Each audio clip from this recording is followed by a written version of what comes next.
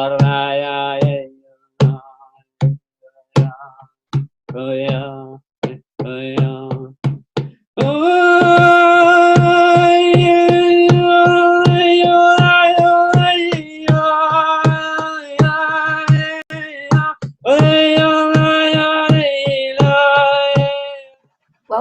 to Moving On TV, and today we have an incredible guest coming on, a really good friend of mine, Paul MacDonald, who runs the Positivity Centre in Burnham, Nashton Lane.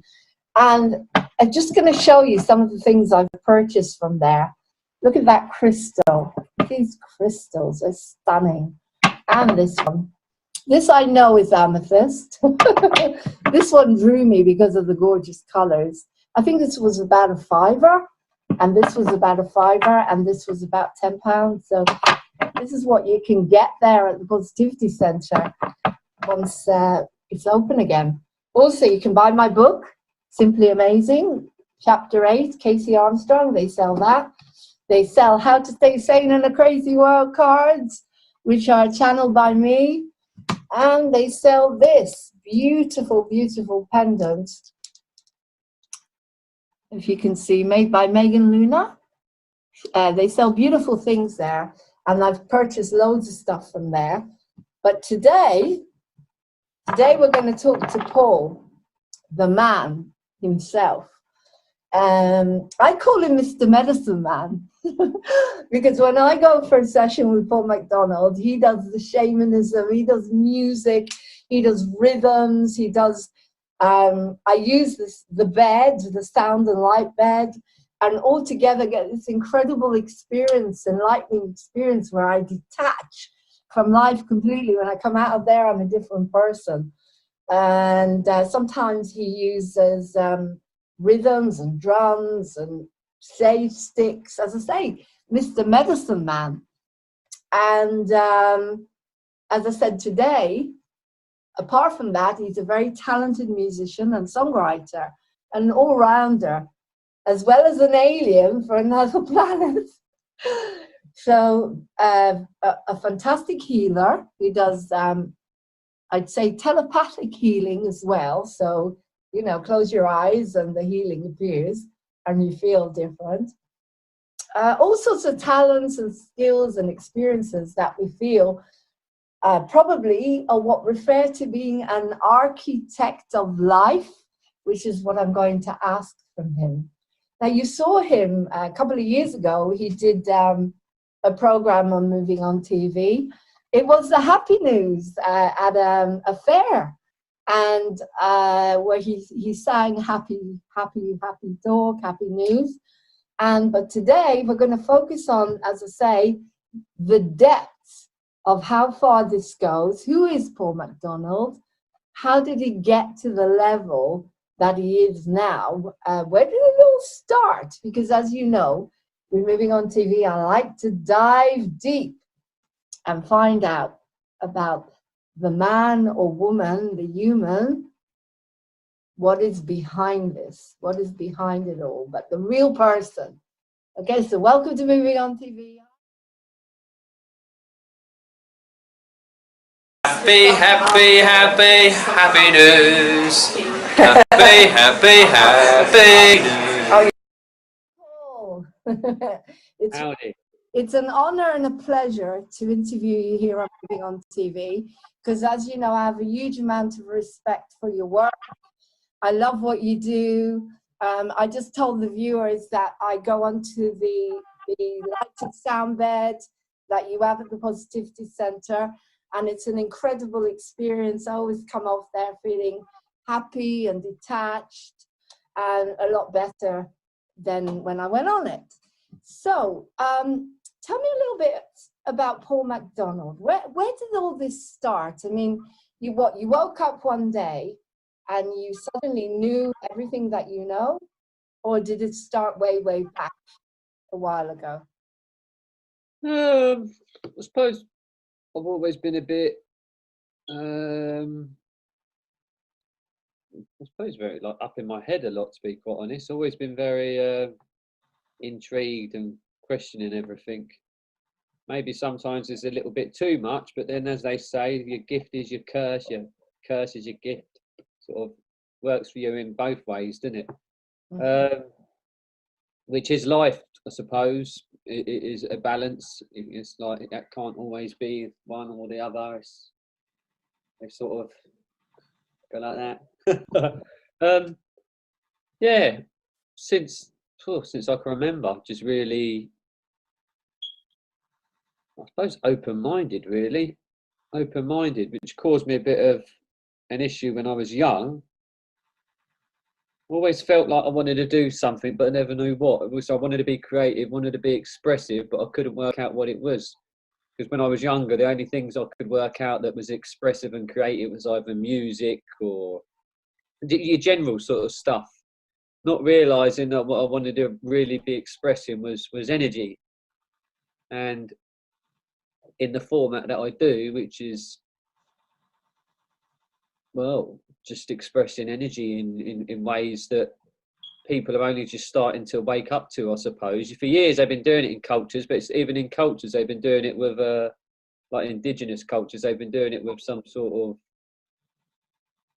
format or tradition where it's not quite that. It's more of a conscious present flow that wants to express itself through sound, through movement. It's almost as if, and for years I think I was stuck with stuff.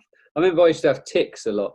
I'd make sort of like noises, or I'd twitch my neck, or. You mean a bit like kind of like Tourette's kind of? Yeah, but it was almost sort of a tic. Like I'd have to do something like a certain movement of my neck all the time, and I remember feeling like it was like if I don't do it, it's, you know, it was a bit of an OCD, it's a bad luck thing, but more of a feeling.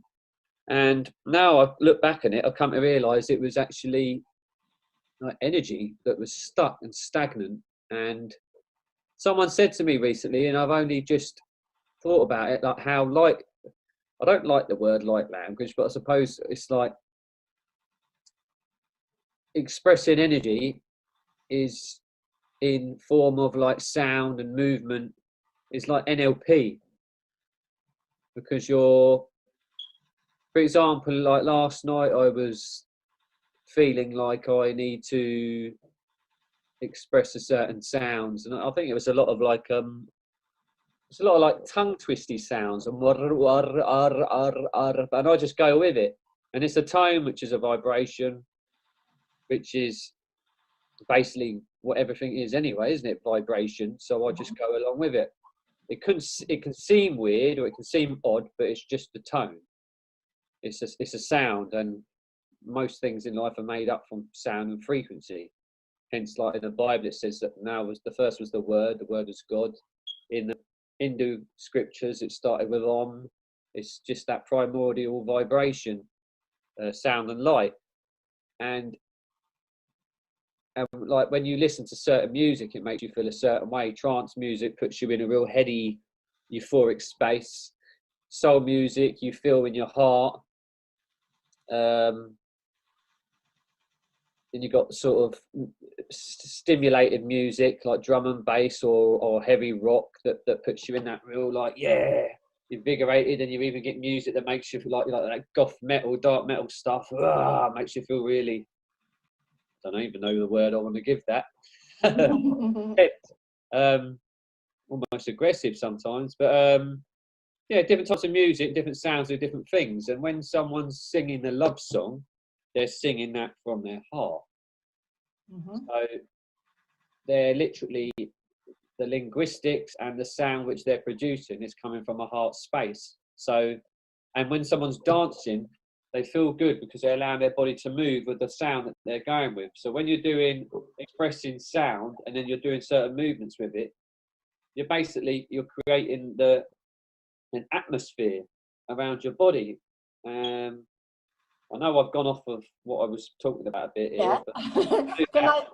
Can I just bring you back a sec, Paul? Yeah. Because again, I like to, as I say, I want to go back to the beginning. Because can I eat my chocolate? You can eat your chocolate, yeah. No, it's about freedom.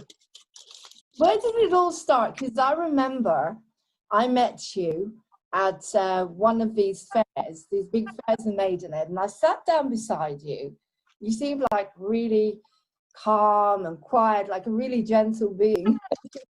You know, sat down beside you, but you were totally focused. You started talking to me, explaining to me what you wanted to do, the conscious camps, and I think at the art center. But you know, what I want to know is, when did all this start? I mean, how was it at school for you, for example, when you went to school? As you say, you're different, you're creative, how did you manage to settle as a child into the school system with all your energy or ambitions? Or did that start later on when you were older? I had a funny childhood. I wasn't brought up funny, but I was a bit funny myself because I had weight issues, and that put me into like give me a lot of anxiety because I weren't happy with myself, and I suppose really that's why I do what I do now. You know, I never really, for years, I don't think I enjoyed myself because it was all about how I look, superficial sort of 3D world stuff, and I guess really that put me on a neural path of thinking, because you're always thinking about yourself. You've got anxiety, or you're trying to cover the next move or how you're going to feel about something. So you think a lot, which ends up putting you in the pattern of thinking a lot. So then you end up thinking about everything a lot. Yeah, and I suppose when you're thinking a lot, you're thinking about everything. So you'll be thinking about everything a lot. Like a lot of my friends used to do all sorts of stuff. Where I lived in Slough, there was a lot of like crime, a lot of drugs, a lot of robbery, a lot of all sorts. And sorry, because you're up in Slough, is that right? Yeah. Okay. And you know, like friends of mine would be involved in stuff like that, but I'd always be sitting there thinking like about it all from every angle and having compassion. I could never do stuff like that, you know, obviously hang around with people because they're your friends when you're younger, and then certain friends will be doing certain things, and it's that where you're thinking, where I would think a lot, it would stop me acting a certain way because I'd be thinking about consequences, thinking about how the person would feel, thinking about everything. And again, it's like a curse and a gift at the same time because it's sort of intuitive as well. You don't do stuff because you're thinking, oh, that ain't right, that ain't going to be right, it's going to turn out like that. Like really thinking about everything from every angle. Sort of think yourself out of doing things. And sometimes, but it ends up, I also used to think myself out of doing stuff that maybe I wanted to do. So, was there anything you liked about school? I liked school. I liked being with my friends. But I didn't like. I've never liked doing structured stuff. I've never liked being part of a structured society. And my mum's very much, I suppose, you've met my mum, opinionated. She made me into the man I am today. Yeah, systematic stuff I've never really gone along with well. My mum didn't. I think she got kicked out of school early because she didn't like going with set routines. It's when it's when you look into stuff and you think like, well, what's the point of that? Not everything about it, but just certain things that you can't resonate with. And I suppose that's the beginning of change. If you're here as a person who wants to bring in some sort of change always gets what's the word? No one seems to like change, or no one's comfortable with change because they're comfortable with what they're doing. So either people think you're weird for what you're trying to talk about or bring in. And I suppose that's another thing with me as a youngster. I liked certain things. I liked certain way of dressing, but I never would. I'd never like do things that I wanted to do because I'd be worried about how people I know would think, or if they would take the mickey. Or I was thinking about it only last night actually, about how much post-traumatic stress is just a whole lifetime of a lot of people. Everyone's got post-traumatic stress. From post-traumatic stress is just to me, there's different levels of it. You've obviously got shocking life scenarios, and then you've got it where it's something that's affected you deep rooted in you because you couldn't be yourself. Not being able to be yourself is post-traumatic stress, because it leaves a stressful energy in you which accumulates and builds up and ends up disturbing other aspects of your life. Like you can't be yourself. You can't act a certain way because you're worried about what your parents are going to think. You're worried about what your friends are going to think. Then that ends up repressing you. Then you're not happy. So you felt like this as a young child, did you? Yeah. You feel like that you couldn't be yourself and you couldn't express yourself? Yeah, partly not just because of other people, but because of me as well. Like there were certain things I wanted to do or certain things I wanted to wear, but I wouldn't because I would think that I looked silly in them. Or I would look silly looking like this or dressed like that. So that I had a lot of self-judgment, and that put me off. But then where did the self-judgment come from? Something in me, or something must have happened that I maybe can't even remember that created self-judgment in me. So how did you deal with it? Pardon? How did you deal with all of those feelings as a young drugs. I got stoned out my face a lot. Alcohol, drugs. Music was a good one. But I loved music anyway, but I suppose you do use things to escape stuff. Yeah, drugs, I suppose. I got into cannabis, got into ecstasy. Later on, I got into cocaine. Yeah, it was funny. And even, again, another thing I was thinking about today, like how we use stuff. You know, everyone's on a little journey. You still all have our little traumas and our things come up. And I remember yesterday, I thought, I can't remember it was that come up, and I thought, I feel like having a drink. And I thought, why would I want a drink? Why would I want alcohol? Oh, just to maybe suppress something that's coming up, because everything's coming up. Whether you're a therapist, whether you're whatever, things are coming up for everyone, even more so now. Especially now. And the more real deep-rooted stuff is coming up, the really deep-rooted stuff. And then we'll try and find ways to get out of it sometimes, because we don't want to sit in it because it could be painful. And then we may find ourselves wanting to do certain things like, oh, I'll have a drink to suppress it. And that's the worst thing you can do, because alcohol already affects your liver. And then if it's a suppressed thing that makes you feel angry, then that's even worse, because you've got the double, that alcohol affects your liver, and also anger from the suppressed emotion affects your liver. And then you're going to use the alcohol that already affects your liver to suppress that energy which affects your liver. That particular trait of anger. So it's just the liver is the seat of the emotions. Exactly. Yeah. And all addictions are just hiding the void inside, as you said. It could be anything. It could be drinking, eating. With me, it was food. So we all have different types of addictions to hold back rather than facing and confronting. And now we're in a space where we have to deal with everything because of this down and because of the way things are. So you must be very strong then, because how did you come out of this? I mean, how long did you have these addictions, would you say? Actually practice up until each leads to another, you know. But no, about, so I'm 37 now. 27 would be 10 years. So it would be about 24, 25. I stopped smoking.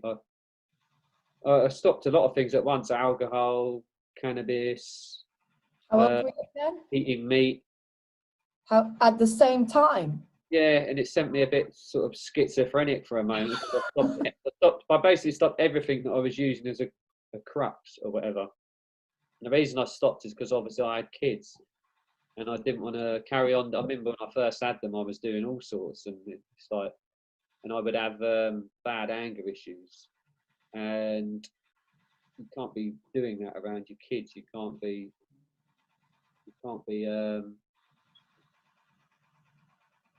acting like that around them.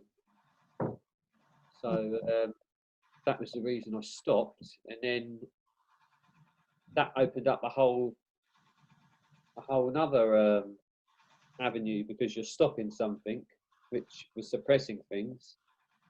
I remember I'd stop because I'd have like heart palpitations. I'd be doing lots of cocaine, and I'd have like heart palpitations. I'd have panic attacks. Summer. Hang on, I'm pausing.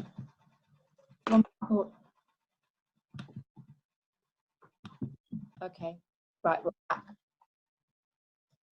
So you were telling me you basically stopped these addictions because you wanted to be a better dad. Yeah. Because in a way, you know, Tony Robbins talks about addictions and pain, and he says when the pain is too strong, or when you have something more important than the pain, you can conquer that pain. But it takes that mindset. It takes that something that is more important to you than the addictions. But it's a very brave thing to do, to be able to just stop. I mean, you know. Hard. Cold turkey. Everything comes up that you were suppressing. Boredom, frustration, anger, issues of self-worth, issues with like major ones I had around still getting over, really, ones involving like masculinity. Am I good enough? Do I look manly enough? Do I act manly enough? And that's a big one when in connection with like being doing therapy work and doing this sort of stuff, because it's all classed as airy fairy or more feminine and soft. So that really has to get you to have to push past caring about what people think about you, whether they think you're all of what you feel like you're not enough of, basically. That's a really interesting point, Paul, because there are a lot of men that are waking up at the moment, and I've had chats to a few of them. They don't understand. The heart chakra is opening, and cry, and they're starting to feel their feelings. So what advice can you give them as you've been through all of this? What would you suggest they do with all of this? Just be yourself.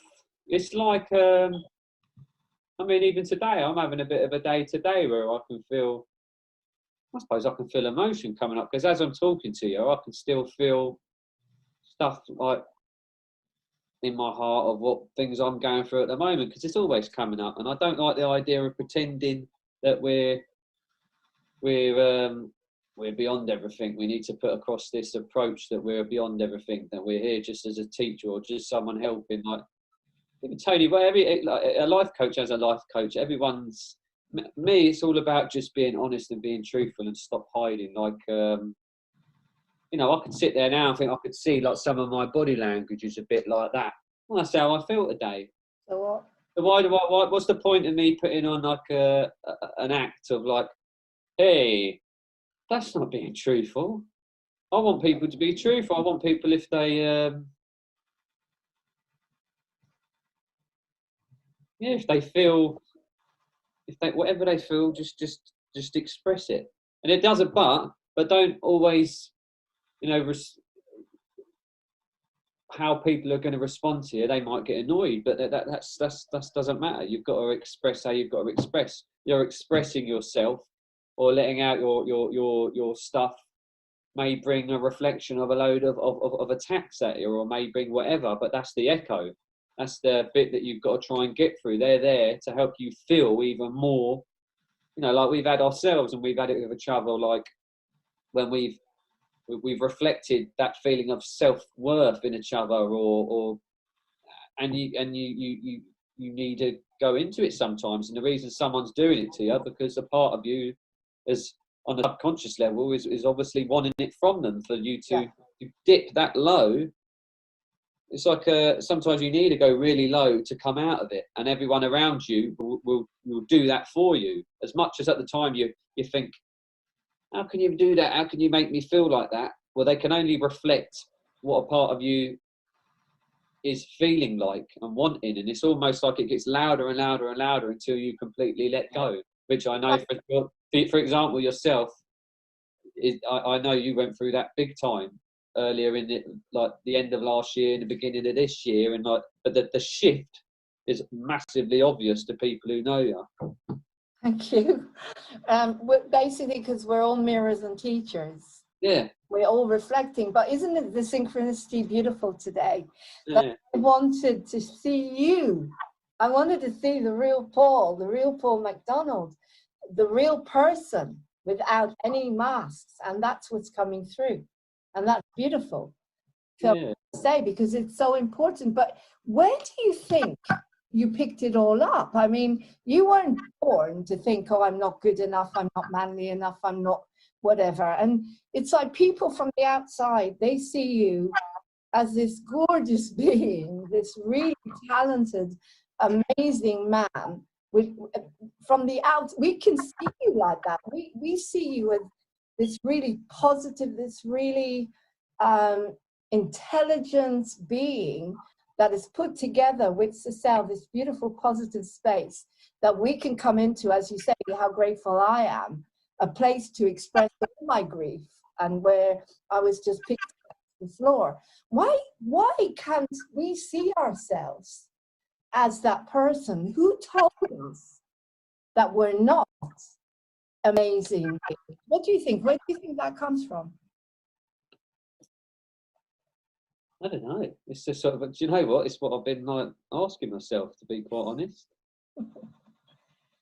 You weren't born like that.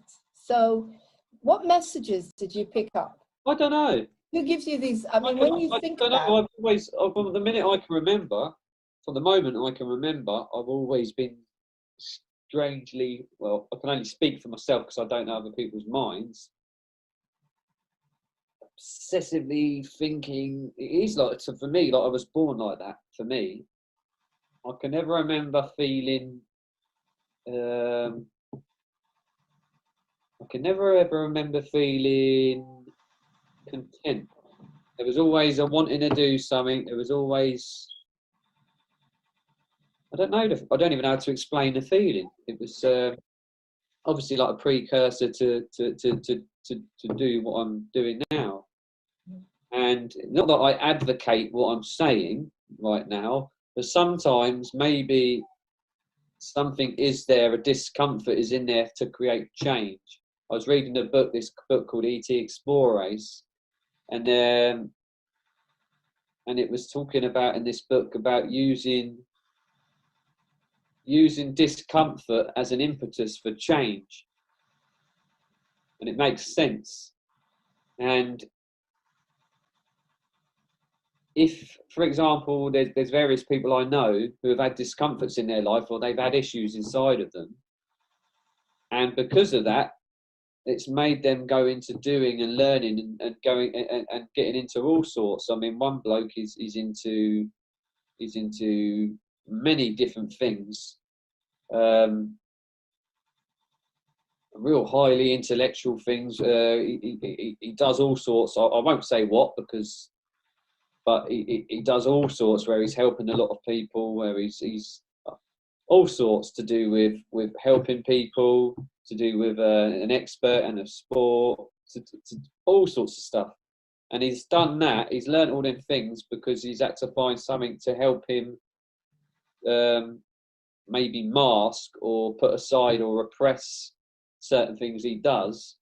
But if you were to look at it on a bigger picture, outside of himself, everything that he's done, how that's helped other people, and it's almost like these discomforts have helped him do stuff that's helped other people. But if he didn't have them discomforts there, he maybe have just stuck with being happy sitting there in a garden, you know, doing nothing.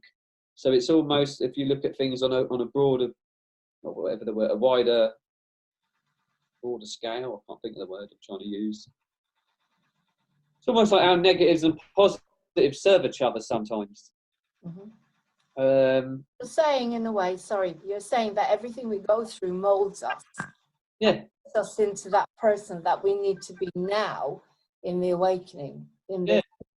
I mean, for me, for example, I've tried loads of different modalities of healing, and then some of them will work, some won't, and then I always think we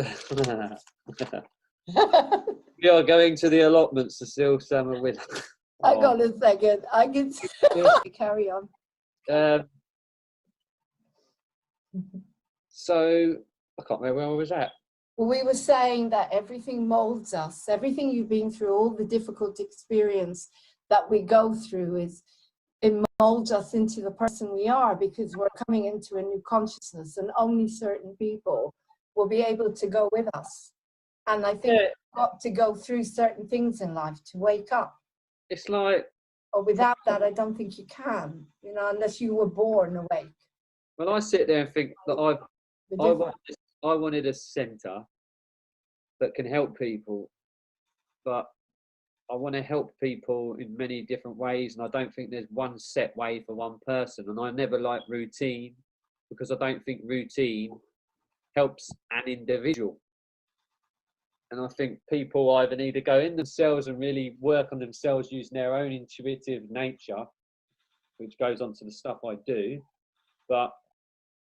or there needs to be many different ways. I don't believe you should just have one way of following things, but some people might like to.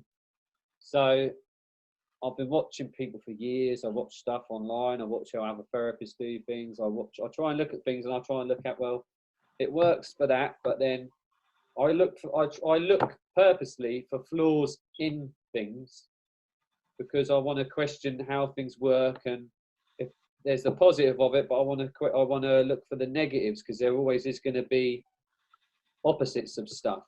And some people could say, oh, you shouldn't do that, but I think it's served me. So my thinking, analytical mind, which cursed me a lot when I was younger, has served me for what I'm doing now, because it's made me look at every aspect of something. Like, does it work? Where doesn't it work? How doesn't it work? What's the negative knock-on effect?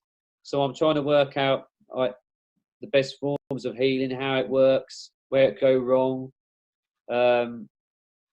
But so it's helped me decipher and find a broad range of different healing techniques and different methods and different stuff. So if one thing don't work, another approach works.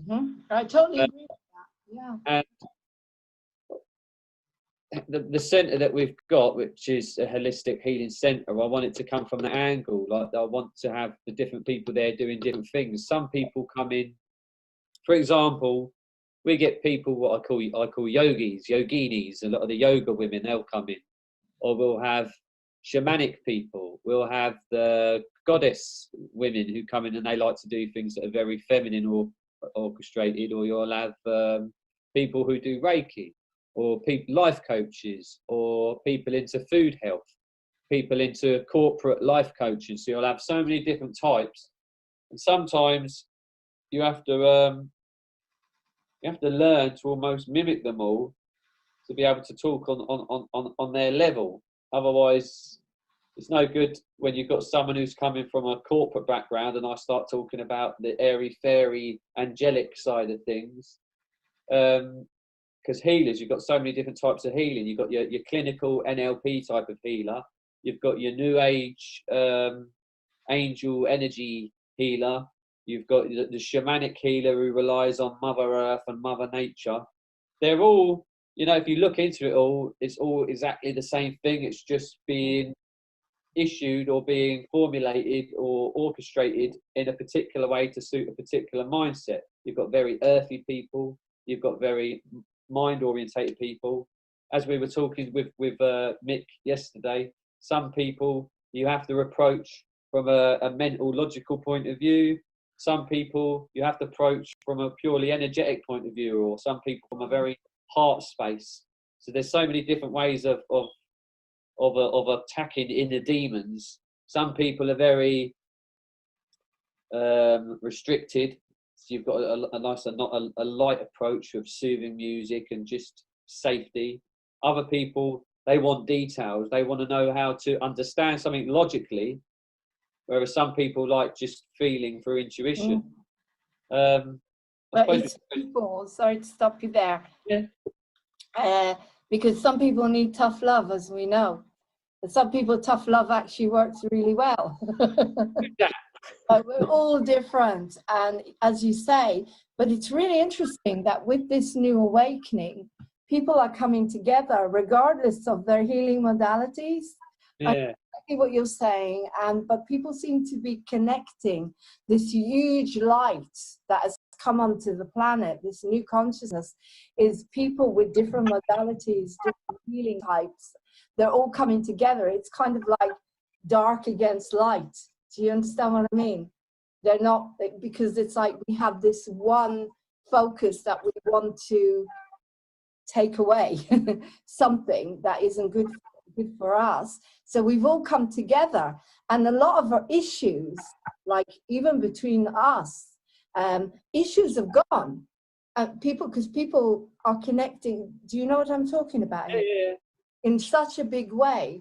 We know we have to do that in order to save our planet and humanity. We've let go of a lot of the issues. I suppose we've let go of a lot of issues inside ourselves. You know, like stuff that, I don't know. Let's use us as a friendship, for example. Certain things which I may trigger you, or you may trigger me.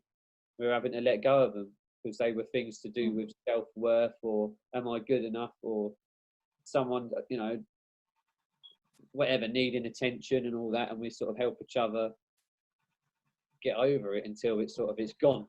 And they're slowly fading away, thankfully.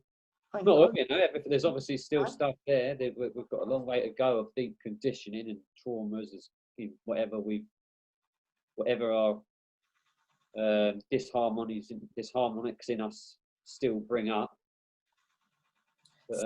But, sorry, so we're talking about your work at the Positivity Center, but I just want to go back again a little bit, because as I say, this is what fascinates me, is when was your first spiritual experience? Can you actually recall that?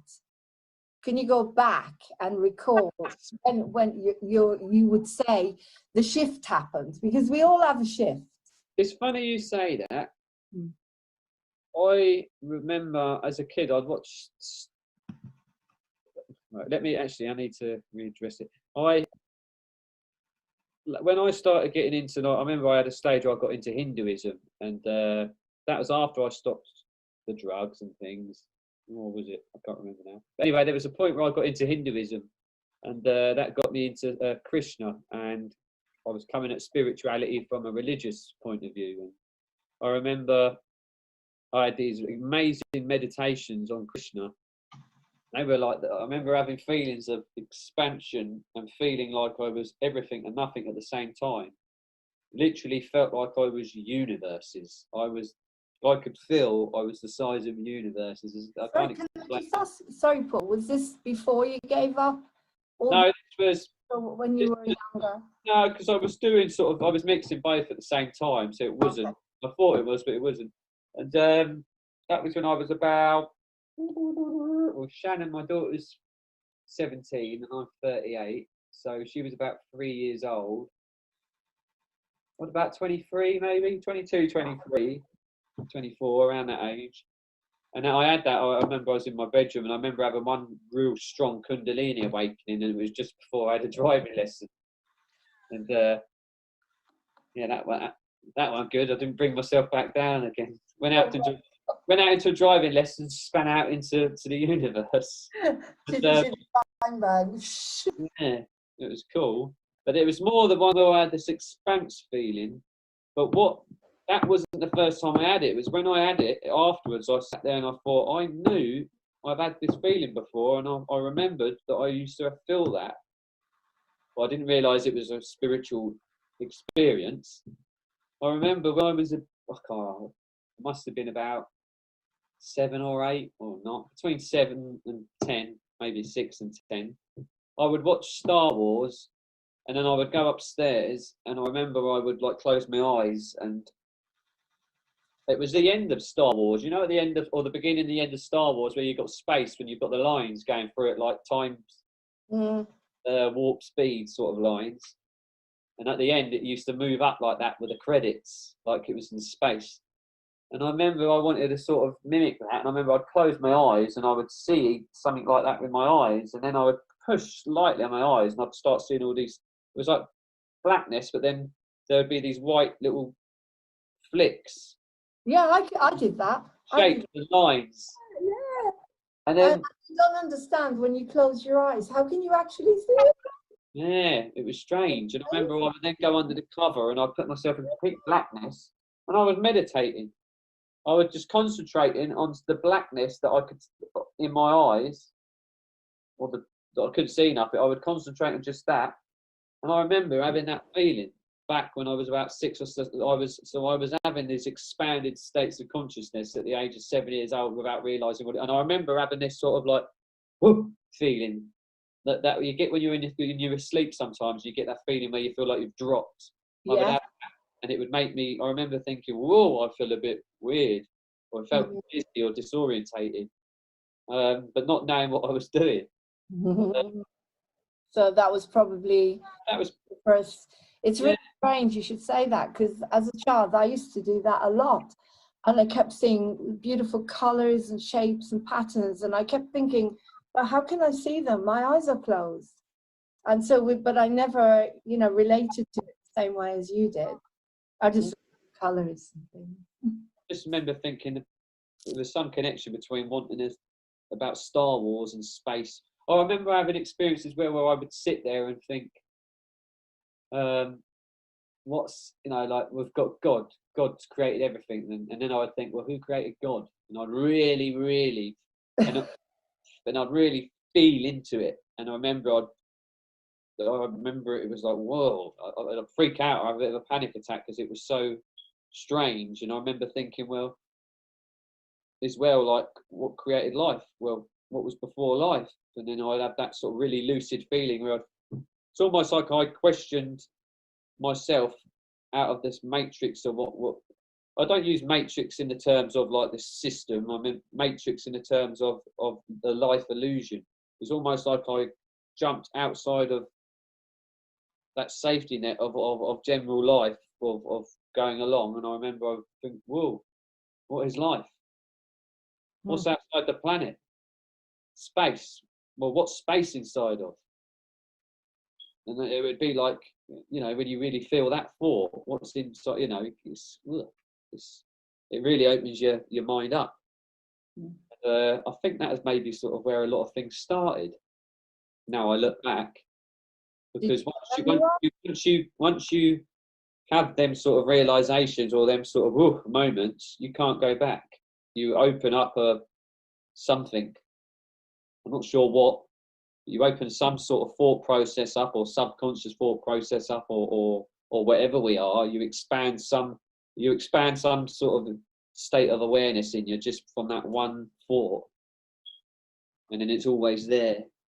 And then I suppose it makes you question everything then. So obviously you couldn't talk to your friends about this. It was more I'd have it in like moments where I'd be sat. I always remember I'd be sat in a certain seat. I remember being sat in my, like when you have your designated seat with your mum and dad in your house, that they have. It'd be my mum's seat when she wasn't there, or I remember being sat there, and just remember being sat in my mum's chair and having that experience, thinking, who created God, or what's outside of space? Where does that stop? Freak out. And I don't know why it freaked me out. That's one thing I'm curious, why it freaked me out.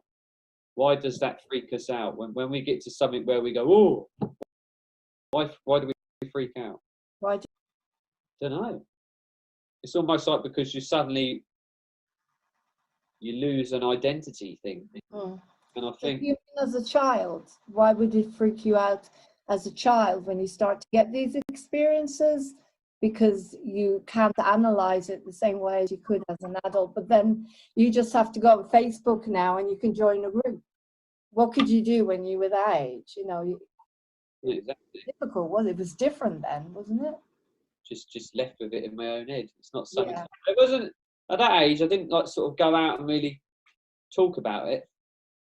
But then I remember like stuff like supernatural stuff, like ghost stories and things being really like mysterious. And then now, you know, I got to a stage where I started going into mediumship stuff, and it's almost like I look back now and think, why did I ever find that scary? Or most people believe in stuff like that, but they don't.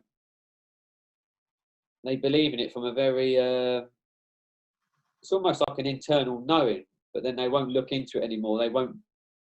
How would you explain it? Everyone believes in ghosts, or most people believe in ghosts, but they're more from a mysterious humour, or I can't explain it. They believe into it until it really gets into it, and then they go, "Oh no, it's rubbish." But everyone has an inkling.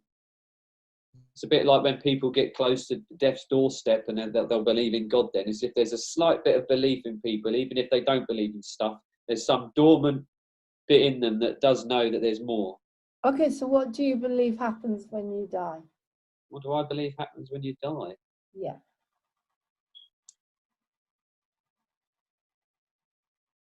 You've got to. You're not just this body, are you? You Do- can't be. Do you believe this inside? Is there anything that you can Prove it. that you believe, not that you just think or other people have told you? Because No, it's more of a case of when you have experiences of like, for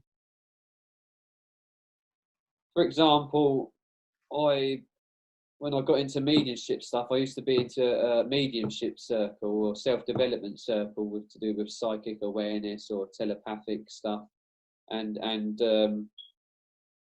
exercising that's what you do when you're in the circle. You focus on exercising it, getting yourself more receptive, more sensitive to feeling stuff through self-awareness, through meditation, through journeying, through asking each other questions, it's almost like self-awareness exercises stroke, what do they do in scientific labs? Evidence tests. So you'll be testing each other through stuff, asking questions. For example, I remember doing an open platform once where you go up and you sort of try mediumship. And I remember saying to a woman, "Oh, you was in London at a birthday and you fell. It was near Trafalgar Square." I said, "And you had an accident. You sort of twisted your ankle because she was wearing these big high heels." And she said, "Yeah." And another time with Cecile's, my partner's friends in France, I give him a reading, and I remember telling him stuff about a fight he had with his best friend when he was younger, something to do with his nan, a particular mirror he had in his house, or loads of different stuff. And it was all true. And it was more of a test at the time, just to see how it works. And it wasn't, I've never been so bothered like, look what I could do. It was more to get them to realise that it's possible. And yeah, so you sort of got to ask yourself, well, how do I know that? If I'm part of this physical body, how do I know, or how can I dip into something that happened to this bloke when he was younger? Or, for example, my mum, she had an experience, I can't remember what time it was when the Olympics were on a few years ago. tell us about that. She watched something that wasn't on until live 2 days later. 3 hours of TV. She sat up all at night watching it. Told my dad the next day that the blonde woman won on the Olympics. And my dad went on to tell her it couldn't have. It ain't on until live tomorrow. And she says, "Well, I bloody watched it." And anyway, the next day or 2 days later, they watched it live. And my mum ended up commentating moment by moment the next 3 hours before it happened. So how can I pick up on something? Isn't it? Sorry, So, that's like time travel. yeah, but it's outside of you. Hmm? It's outside of you. Like you're picking up on stuff outside of you that's not you, that's not in your physical body. You know, you're witnessing and picking up.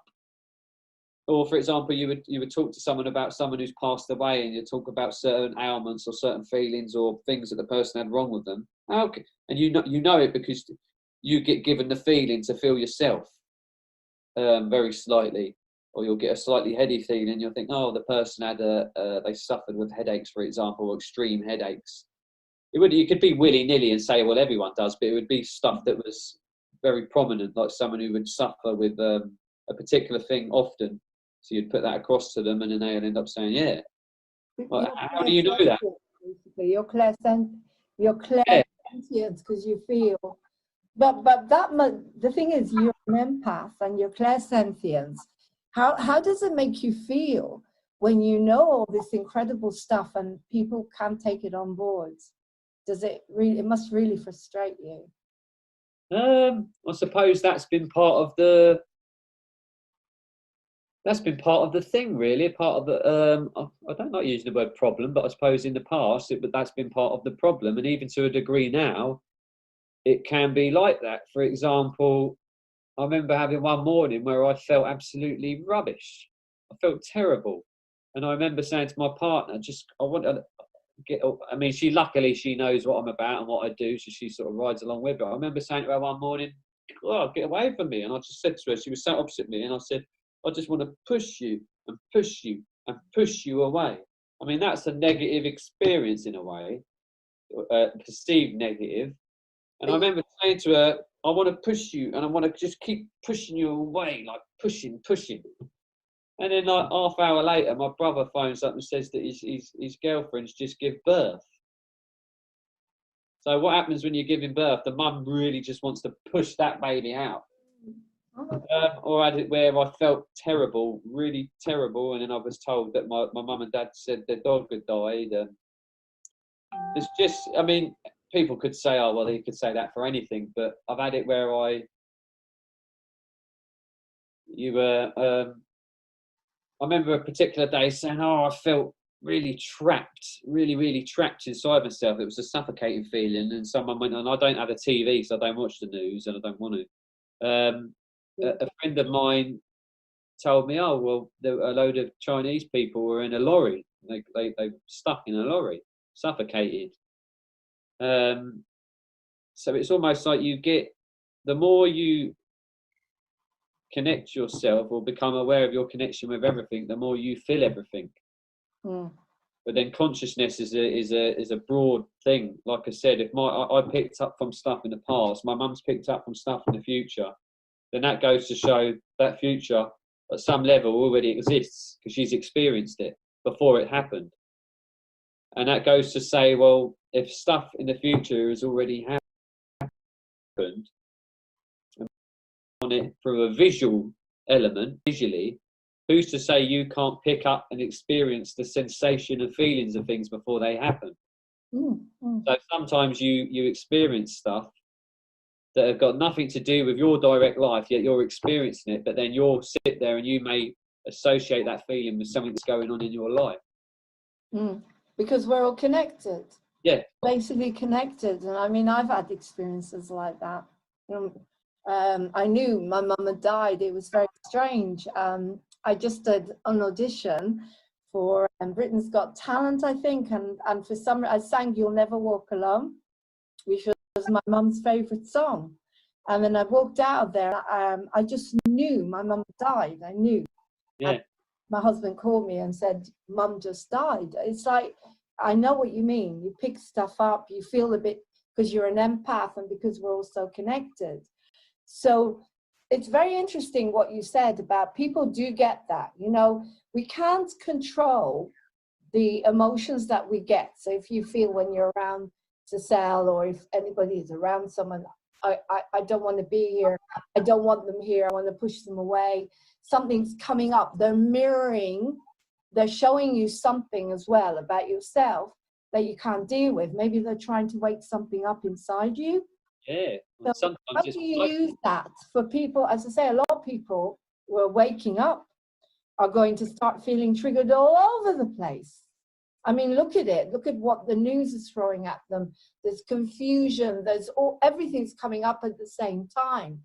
So what would be your advice to people, newly awakened people that are getting triggered all over the place? Because you and I know how that feels. I know how I deal with it. How do you deal with it? Going back to what I started talking about earlier, I suppose, using modalities, but me, I'm all about like using your own. Like your body knows how you need to deal with something. Your body's got its own sort of conscious intelligence. It knows how to get you out of something, but you've got to ask it. It's almost like it's a lesson for you, and it's a lesson for you to go through to experience how you're going to deal with something, and it won't help you until you've decided you want that help, because it's a lesson, and it is a lesson about how you're going to react to something. It must be, because I can't see evolution quite being the case, because if the future's already happened, there's nothing to evolve to. So it's almost like you're not going to really change anything, but you can change. With the future's already happened, how can you change it? But you can change your perception of things. It's such a vast thing. Once you start getting into consciousness, it's deep land. But just from that one aspect, I mean, this isn't the absolute truth what I'm saying, because there's a whole other different areas or ways of looking at it. But for example, if something's already happened and you can't, it's going to happen the way it's going to happen. You can't change how it's going to happen, but you can change how you perceive it, and by changing it and how you feel and experience it. So for example, I'm having a certain thing happen. I call it like an echo in time, basically. That's always going to happen, but each time you sort of deal with it in a different way. So for example, something comes up which triggers a certain feeling in me, and which my neurology knows that particular feeling and links that with other past stuff, then I'll start going into a whole extreme of all different experiences, and it will all get out of hand. Oh, feelings of self, everything, any memory or anything related to that particular negative feeling will start shooting off in my head. And it becomes a whole load of different stuff. And then I start attaching that to do with all stories in my head. But that's when you start going into your head, into thought patterns. So the best way is to get out of that is to go into the moment. And the best way to go into the moment for me is almost like an internal NLP in the basis of like neuro-linguistic programming, which is you stop that neural pathway before it like goes crazy. And the best way to do that, is that where your music comes in? For me, yeah, because music, when I do music, I'm so in the music, I'm not thinking anymore. It's just purely about feeling. And then I can also, if I've got a negative feeling, I channel that into the music. And then by channeling it into the music, I sort of not only stop that particular feeling, I use it to feed. It's almost like energy's energy, and I'll use that emotion to feed whatever music I'm creating. And I always have it in my head that whatever I'm creating is positive. So even if I'm having a negative feeling, it's going to be used to create a positive outcome. Yeah. So is that the answer, Paul, to find your talents and your creativity, so. to be able to deal with these blocks and a lot of the blocks or these emotional things? Yeah. I'm butting in, didn't I? It almost comes like full circle. It's like the very things that give you your issues are the very thing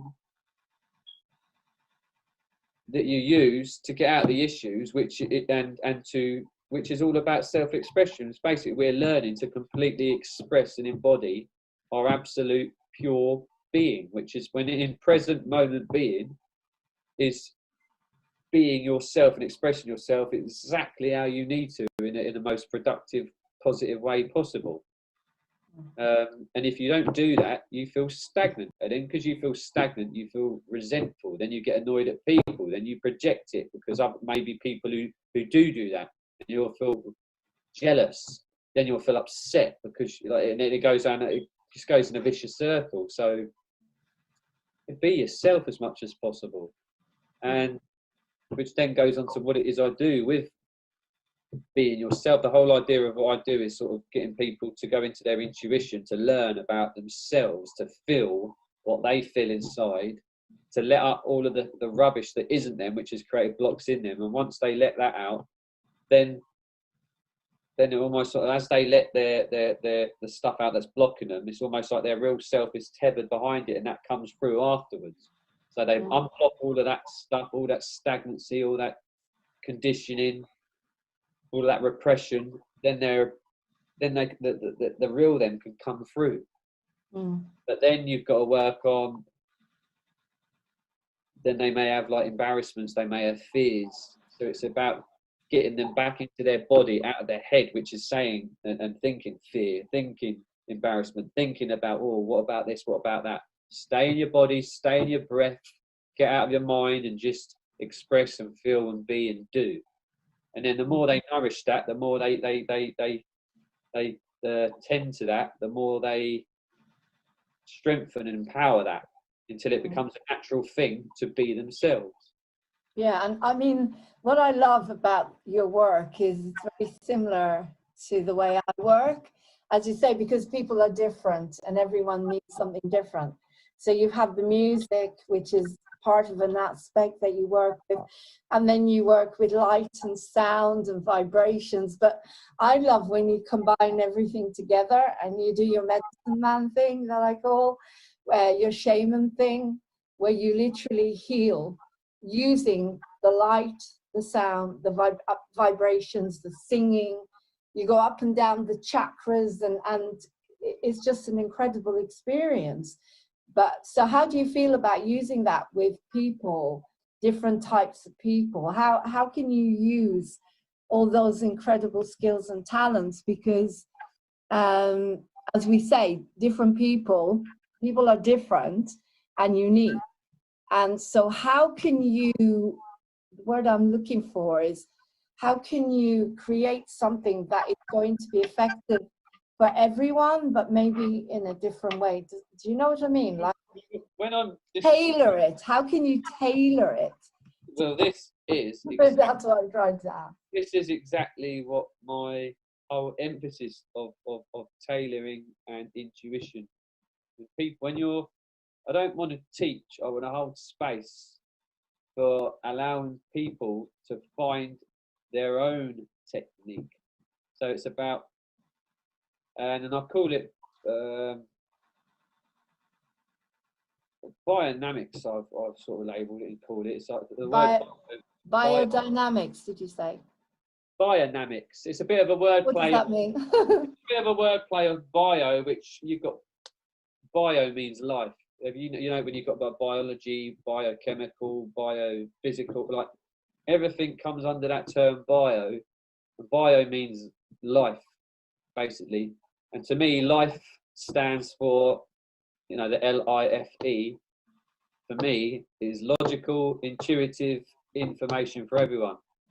Logical and intuitive, because they've both got, the yin yang thing. They've both got their for everyone, and everyone's got it within them. So my whole emphasis is to get people into exploring and becoming aware of their own self modalities, which is the whole process of it. Everyone's got it in them. Everyone's connected to the same source. Everyone's got that intelligence, that consciousness in them. So everyone's got their own way of doing things. And that was for years. I wasn't happy with anything, because I thought, I don't like that. I don't want to do that because I don't just like doing that. I'll read a book and think, loads of people I know, they'll read a book and then they can't match everything in that book, and they'll get frustrated and think there's something wrong with them. And then they'll get onto another book and do the same thing and think, well, maybe you're supposed to just take a little bit from that book, a little bit from that, a little bit from that person, because that's what you need. Because you're not just that. You're not their story. When someone shares, if I was to share a book called Biodynamics by Paul McDonald, that's not going to resonate with everyone. Because that's as a whole thing, that's my thing. but I'm going to share that to inspire other people. But then they may take 2 pages out of it, which they need. They may take 2 pages out of a Tony Robbins book, 2 pages out of an inspiration from your material. And that, what's the book you're in? To stay sane. Oh, sorry, Simply Amazing. Simply Amazing. That's the one. Let's plug it. Good. They sell it at the shop. Don't worry, I already told people. I'll tell them again. So people like Chapter 8. but that way you're formulating. That's what we all do. We take little bits of information, take stuff, and we accumulate our own belief system. And it is our belief system. You could say it could be others, but you're taking a reflection of what you believe. But you don't have to be everything. You don't have to resonate completely everything with like Muji or with Dr. Wayne Dyer or this and that. You get inspired to what you get inspired with, and anything outside of that isn't meant for you. And there's nothing wrong with that. You need to find you're okay with what you want, and don't think you've got to be this person or be that structure. It's basically about helping people find their own sort of self-tailoring.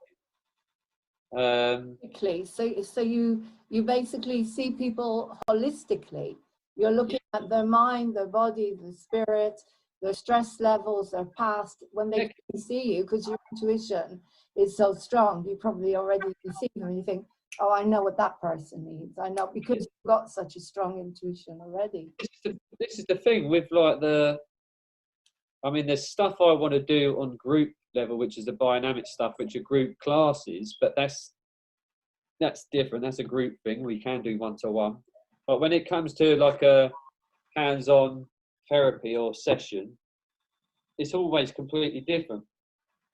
And I always like the idea. I don't like going with a set modality, because that isn't always good. I want to be completely present with what consciousness needs at that time and moment. And you can't get any more focused and stronger than the conscious flow and needs of what the person needs at that particular time. And if you stay open, I've practiced and got certifications in Reiki and other things, but they may need more than that. So I just allow myself over the years to grow open to as many different healing modalities, which my body naturally is capable of doing. And so I allow myself just to be an open reflection of what they need, an open channel of completely what they need. And I won't distinguish, or I won't, what's the word I'm using? I won't put anything aside. For example, someone may come in and they're different to the person who came in half an hour ago, and the format would be slightly different. There may be someone who comes in for some healing, and I always ask people, what number do you want? What light do you want?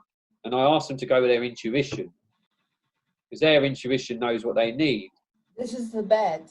Yeah, this is all of it. You've got 3 different sectors. You've got the light, the lucid light. You've got the vibroacoustic therapy bed, and you've got the music that I do and the healing that I do. They're all separate things, but people can have them all together. It's a water bed. It's a water bed. It's conducive. You've got the vibroacoustic therapy is basically, like you said, it's a water bed, but it's a heated water bed. So you really penetrate you. I mean, like you said, it's lovely and warm. It's lovely, and you've got that floaty feeling. It's almost like a dry flotation tank. It's a dry flotation tank. But it's even more different because you've got the wobble in it. When you're in a tank, you're in the water, but this thing you're on top of the water, so you've got that. Yeah. Because when you go into flotation tank,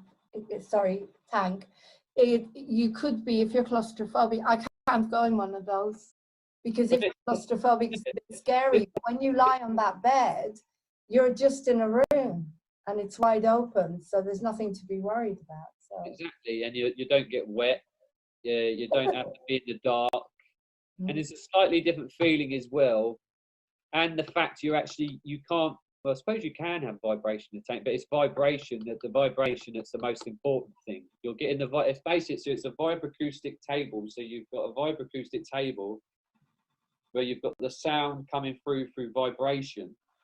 And the bed is made out of a very acoustic wood that really carries the vibration. Then on top of the bed, you've got a liquid water bed. A liquid water bed. It is liquid. You've got the heated water bed, which they call the liquid sound bed. And that, so you think you're on that bed, it's warm, it's already penetrating the body anyway. It sort of wraps itself around you because you're sinking into it a bit. And then the vibration comes through and it carries that vibration out. That your skin is your biggest organ. It's one big organism all over your body, and it is an organ. So you think every part of your skin is taken in and being penetrated by that particular vibration. And that could be any vibration. That could be for anxiety, that could be for invigoration, because it's the vibration that in particular what you need is the main thing. So not only do you feel relaxed through the general vibratory experience, you also get that particular vibration which you've chose. And there's different vibrations. There's some, or different frequencies. Some of them are for confidence, some are for focus, some for empowerment.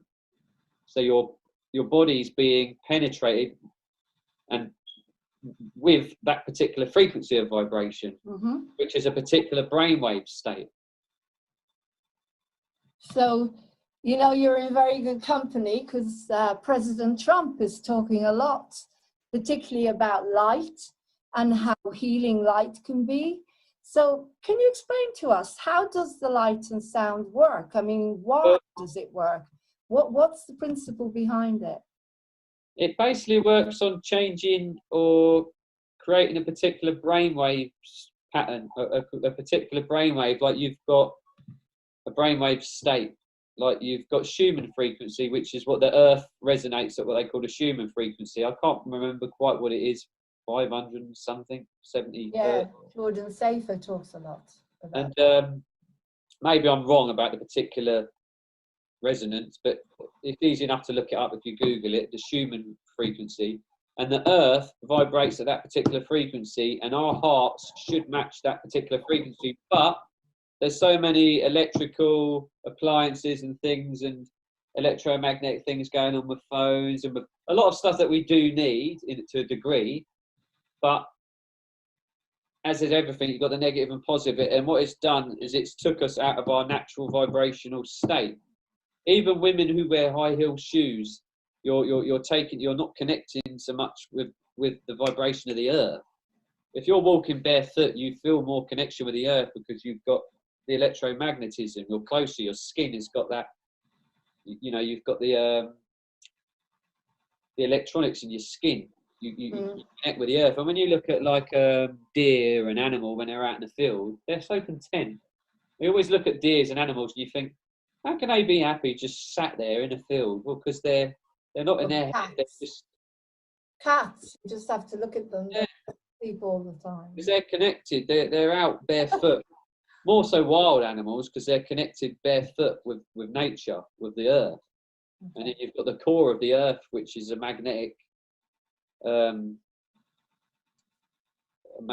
part of nature that basically draws them down into the heartbeat. So it grounds. So basically, you're saying that the light and the sound keeps you more grounded, more connected to the earth. It can do whatever you feel better in the body. Well, it can do whatever you need, really, because it creates particular frequencies. So you can have ones for either focusing, because they've obviously, the person who's created these particular technologies, they've worked out through testing and through experience, I suppose. They've worked out what particular, for example, when someone's focused, that may be a particular frequency. Or when someone's more receptive, that's a hypnagogic state. And the hypnagogic state, I think, don't hold me on this, is it may be the theta state. You've got alpha, theta. All right. So you go into trance in some way, and then the body can relax a lot more. So what conditions can you heal? I'm not saying healing. What conditions can you support with the light and sounds? Anxiety. What would you say? You can help anxiety because you can relax people. The breathing gets more relaxed. The mind slows down. They're in a more relaxed, meditative state where they can just go into their body and get out of their mind, which is a massive thing for some people. Some people who may have insomnia. Insomnia is generally just where the body's holding on to so much stress. They can't sleep because their subconscious is screwing them around with them. So, and then after so much anxiety and stress and depression, you then get insomnia because it affects your subconscious in your sleep. So you can help with that as well because you allow the mind to stop and it takes them into a hypnagogic, relaxed state. I mean, many people, including fall asleep on the bed because they're that relaxed. Sometimes it's awkward because you have to, obviously, if you've got various people coming after or you've got a time limit, you've got to wake them up. But generally, I'll try and give them like 5 minutes after, as if they do fall asleep. I think I'll let their body really take the nourishment. But then they find that they get better sleep that evening because their body's still in that relaxed state. I think you yourself said the same thing. You've got someone who wanted more focus. This person was a man I know who helps people with logistics, helps people, coaches them on business, and he had a go on it, and he went on a particular setting which was for focus, and he was feeling a bit tired, a bit foggy-headed before he went on it, and it was someone who was actually helping us on a business program, and he went and had a go, and then he come out, and then afterwards he said he felt a lot more sharp, a lot more focused. There's a particular brainwave state for that, which is a very, I don't know if it's stimulating, but it was just a focused one. Then you've got other ones which are good for affirmations, and it was a lady we know. She works for a brand which they sell stuff. They want to sell the brand, so they need to really talk the brand to people, but they need to have a lot of confidence for it. I think she worked. I can't remember what company it was for. It was either something like Arbonne or Tropic or the one with that cactus. I can't remember the name of it. Anyway, it doesn't matter. And she wanted to become a manager, and she said, "I want to just have more confidence." And she said, "I said, is there anything you would like me to say to you? Because it's one for affirmations, which for affirmations is basically you're more receptive. Your brain state is more receptive for you for believing something and for creating a certain thought pattern in your head. Hence why it says it's good for affirmations on this particular program." So I asked her, "Is there anything you want me?" As you're on the bed, your subconscious is going to be more receptive so I can plant seeds. So is there any particular sentence or word you want me to keep suggesting to you? And she said, "I want you to keep calling me a diamond manager." I think I went a little bit further than that. I sort of really hyped it up and in trance, basically, into trance. Yeah. Of course, the subconscious is going to be to taking on new ideas. It's the subconscious which is the overruling thing a lot of the time. Of seeding and rewiring and changing and planting positive stuff in their subconscious, which it did. And I kept saying, "You're a diamond manager. See yourself doing this. See yourself feeling this way." I really went into it with her while she was on the light. And I also had the music for this particular one. There's the music I do as well, and the music was a very uplifting, epic type music. You know, the sort of music you get on one of these life coaching videos where it's like just uplifting. And you compose all of this yourself? Yeah, I create the music as well, which was sequences. And you sing? Yeah. Sometimes. The different things, again, a bit like the light, I'll do it for different things. I've got stuff that's for bringing up emotion, stuff that's good for invigoration, stuff that's good for putting you in a real spaced out. Some people just want a spacey experience, something out of this world. So stuff for that. There's some more dense, tense music, which is good for putting people into their fear zone, so they can really go into their fear and get past it. And but they'll only get what they need. I'll only give what they need, and the session will bring about exactly what people need individually. That was kind of leading to the next question, which we kind of talked about the other day, is because I feel that when I've gone on there in distress last year, you know, when I had a lot of grief and stuff, after the session, I was completely detached. I felt amazing. But then even if I came off the bed and I didn't feel like that, then I know I can deal with it because I know it's healing. So what would you say to someone who is going through mental health issues? Is there a way to prepare them that they may have what you call, like, you know, the Hexmeister thing, where you get side effect, you can get a healing crisis. I'm probably saying it completely wrong. A healing crisis. Like when you go, you can have reflexology or acupuncture, and then for a few days later, you may not feel that good because your body's adjusting and everything's coming up. So if you've got, like, as I'm saying, new people who have anxiety or mental health issues, is it possible that they may get a healing crisis after using the bed? And if so, what would you be your suggestion? How do they do it? Completely possible, because with any healing modality, sometimes you can have something that can be great at the time, but it brings stuff up which needs to come up, that repressed stuff which subconsciously sabotages things. So it's like, you could say, oh, I don't want to go on it then, I'm a bit fearful of that, but do you want subconscious stuff ruling your life, or do you want it up and out the way? It can hurt, but it's a worthy, it's worth going through. And this is where the biodynamic stuff comes into. The biodynamic stuff, for example, it cuts into that. So that would bring stuff up. You'll have hurt. For example, it's not saying it always does, but for example, one case, if it brings something up, you're feeling disharmonious, you're not feeling great, you're feeling painful. Well, then you want to channel that negative energy that you may be feeling and transmute it into something positive, and at the same time you want to change the neurology that's attached to that particular emotion that is brought up. So you're not suppressing it, you're actually using it to feed something creative and expressive. And what I do is with the biodynamic stuff is basically sound and movement, and just really allowing you to go in the moment.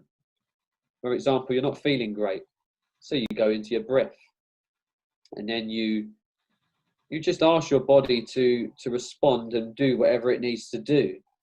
And it may be particular movements, it may be this, but don't question it, you just go with it. And we've got an electromagnetic field around the body which they call a biofield, and that's connected. It's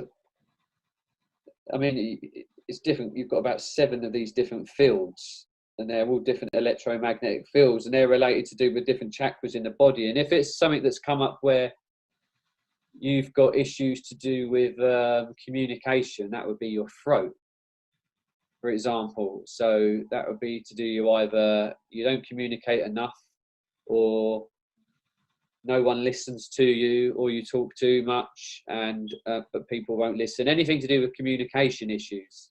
That could be stemming from stuff from when you were younger, where someone didn't listen to you when you were 4 years old, and that stuck with you, and then that ends up carrying on a pattern. And then that may be build up and build up and build up, and then when you go on the light or go have a particular healing modality, that brings that up because it needs to come up to be cleared. So you're feeling that particular communication issue. So it may be you need to, for example, you need to clear that through sound. And you just allow yourself to do it. So the whole idea is you just coach people into allowing their body to move in a way that it just needs to move. You may feel like you need to just go, oh, or do that particular tone. Go with it. It may change. You may feel like doing any type of movement. It may not even be a movement. You may suddenly, as long as you're asking your intuition may say, well, start to, I don't know, draw circles on a piece of paper. Just go and do it. Don't question Creativity. Just go and do it. And don't question it. Just go and do it. And then by doing it, you're getting your it's almost like NLP. You're getting your brain out of what the negative thought pattern, but you're not suppressing the emotion. You're actually, it's almost like you're letting it out through the activity, because this is the idea of it. But you're changing the neurological process that attaches to it, because you're focusing it and releasing at the same time. So it's two pluses, two positives. And for example, with I can't remember where I was going with that now. We were talking about how people could deal with anything that happens after they come off the bed. But I mean, what I love about your work is you really do know what you're talking about. You really research everything. You understand it, and you can really, really explain it. And it's so important, you know. Funny you say that. People like, sometimes it's people get lost in the science of it all. It's almost like some people may understand the way I put it, but other people may get lost. I think the way you put it today is actually quite down to earth. Yeah, and it's almost, it's quite simple, I suppose. I'm just trying to give it the full explanation of it, but it's just go with an intuitive feeling.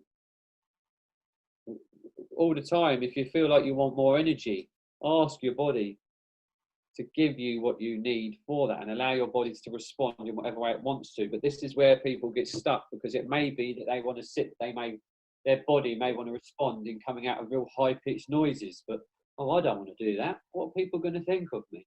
Again, we're coming back to what are people going to think? And we do need to let go of that. That is one of the biggest things we need to let go of, because in order to heal, I remember a couple of weeks ago when this lockdown started, and I decided to sit with myself, and I was meditating. And the first voice that came up was someone in my family, my sister. And it was, oh, why are you doing that? You know, go and get a job, do this, you know, whatever. And I thought, okay, I get it now. It's someone put this into me and kept going on and on and on at me. And I thought, well, no, I'm not interested. I'm just going to put that aside. I have a right to feel my feelings. I have a right to let this come up. This is my life, not their life. And I think that's what you've got to do now. You've got to let it all come up. You just got to do it. And this is why the centre is, the whole idea is it's out in the middle of the countryside. We're not in a high street anywhere. We're out in the middle of nowhere. So we've got nature all around us. And in the hall, it really echoes. It really echoes. So you get that good biofeedback. So if you let out something, you get to feel the echo that makes it even stronger. So you really feel what you've let out. And that seems to add to it. And it's a place you can do that. If you've got nowhere where you can't go out in the middle of a field because that everyone walks their dogs, and because at the moment it seems odd, doesn't it, in general society, for someone to be out screaming in the field. You can't do it at home because you don't want to scare your kid or your toddler, because you can't explain it to them, because you just can't, because they associate screaming with pain or with being attacked or whatever. So you need somewhere where you can feel safe enough to completely let go. That's what the Positivity Centre was primarily for, is for you to be able to have somewhere where you can release. I don't care what comes out. I want people to release what they need to release. And if that's a scream at the top of their head, do it. It's amazing what you're doing. It's a freedom to be able to do that. And yeah.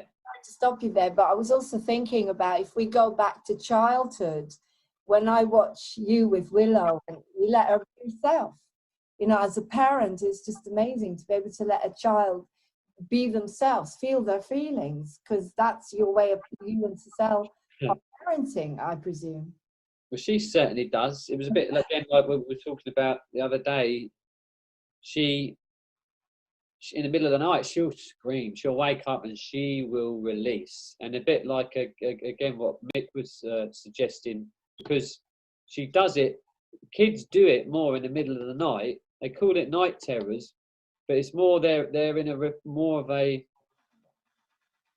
you're in a more of a relaxed state. So all that subconscious stuff, all that collective consciousness stuff that we all pick up on, you're filtering it out. And at night, she's in such a relaxed state, it comes up. I think that's what happens. And she releases. I mean, you can't even, the sound is so raw, and she projects it. She purposely, she's doing it to release. Does she feel better in the morning, do you think, after that? She feels better straight after she's done it. She feels better straight after she's done it. If it'd be like 2 o'clock in the morning, she'll do it. And sometimes you're like, at the beginning, we panic and think, oh God, something's going on, or she's not well, or, you know, you can even think, oh, she's possessed, because it's that like strong. But it is just they've got their bodies in such a deep sleep, relaxed state. Whatever needs to surface, their body, it needs to come up and come out from the subconscious. That when they're asleep, the subconscious wakes up, and it allows them to click into that place which lets out that repressed subconscious stuff, and the collective consciousness stuff as well, which we're dipping into more and more now. So it's not just her stuff; she's filtering out what she's picking up on from the the collective consciousness. And if you don't have that releasement, you go mad. I mean, that's what dreams are for. If you don't dream, dreams are there to basically play out fears, play out stuff. That's why you get the dreams where you're running, and because you're feeling that inside. So the dream almost gives you some sort of releasement by doing that in the dream. Because we may be stuck in our life, we can't do it. So, but when she does have these episodes afterwards, she has a little cry, because it's a lot of energy, I think, that she's releasing. It's scary for her. It's not comfortable, but she lets it out. And there's no point me stopping that. Why do I want to block that? Or why do I want to tell her, don't do that?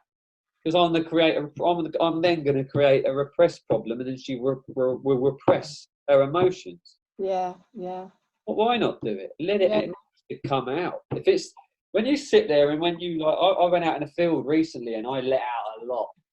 It was a very windy day, and I thought, because we got a private field on the land we're on, so I can do that.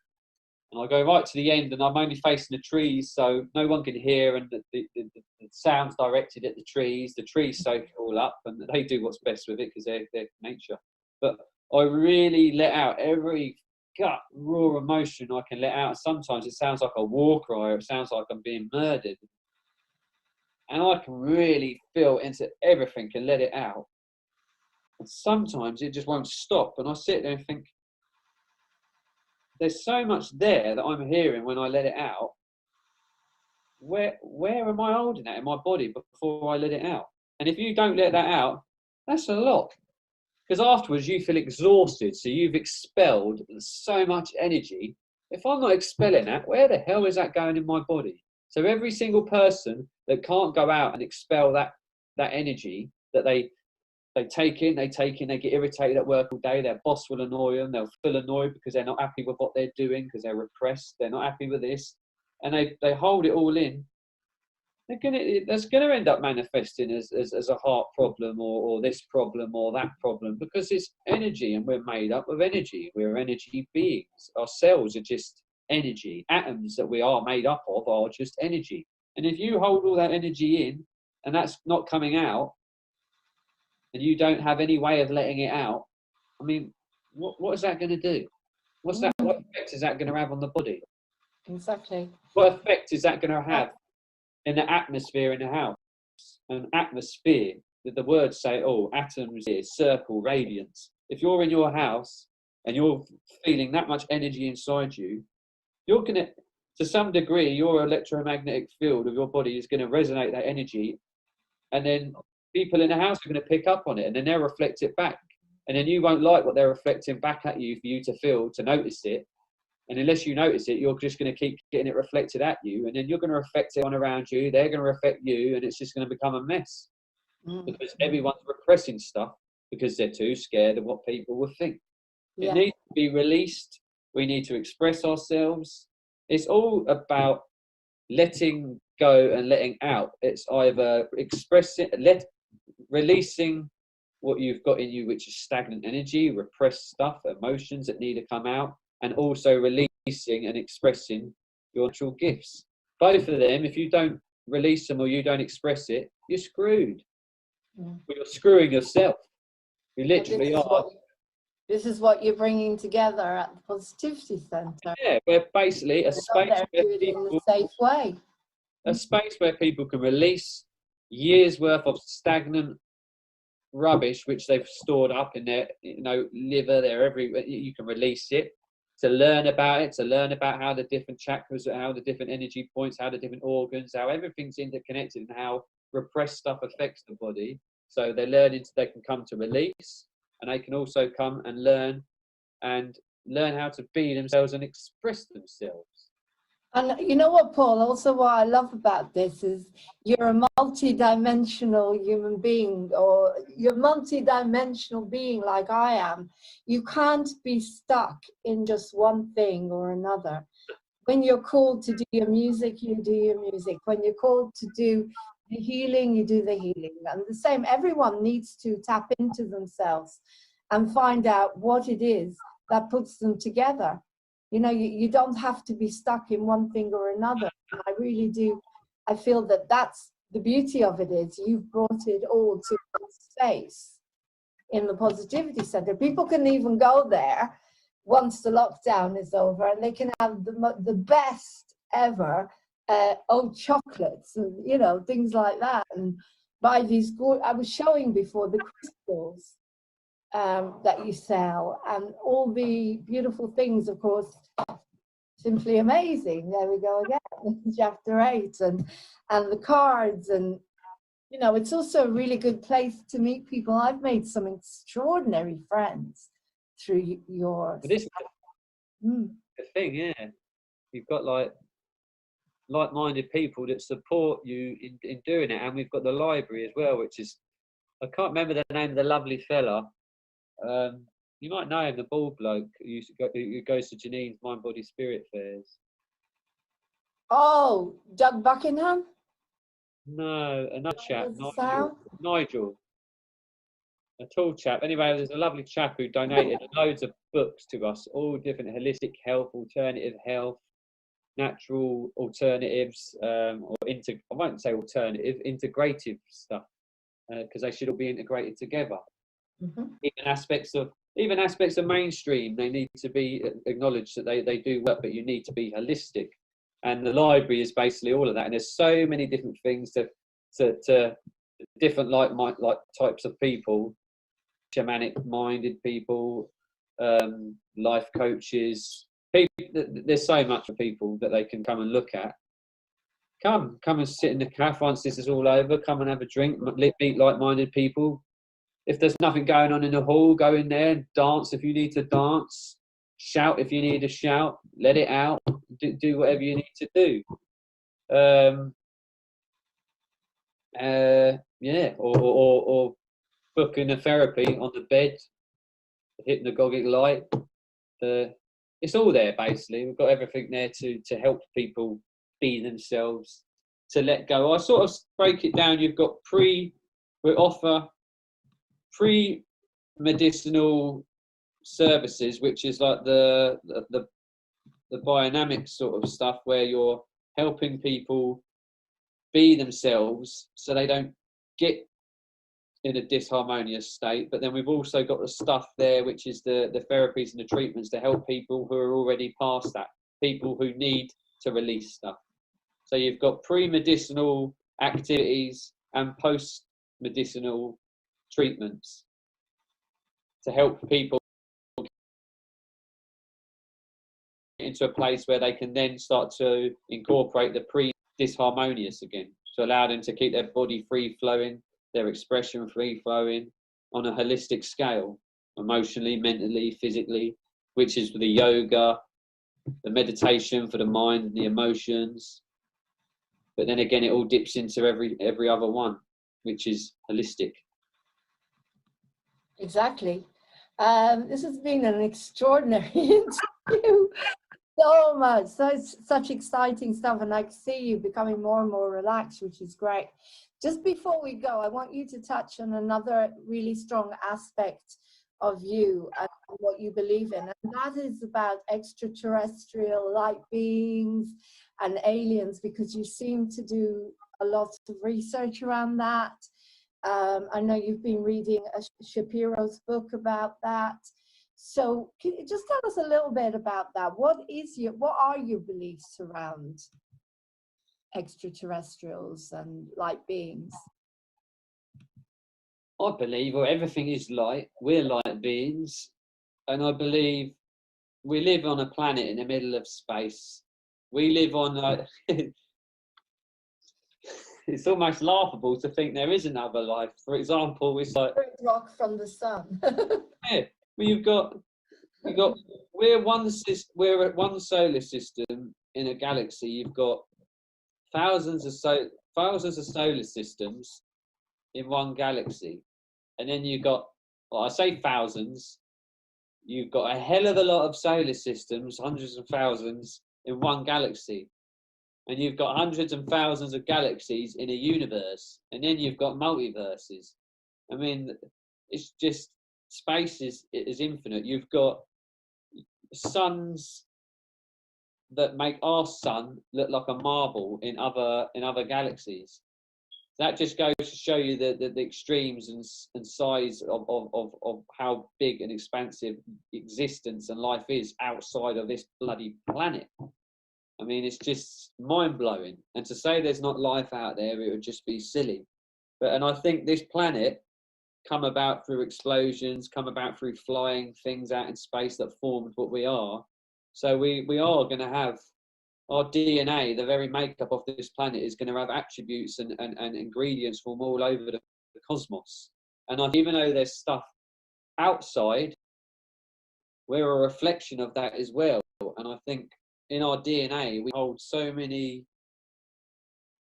different aspects of other beings and other intelligences. We hold that within us. And I think the more you become aware of your consciousness, the more you're becoming aware of your connection with the consciousness throughout time and space and the cosmos, and you're dipping into into that within your DNA.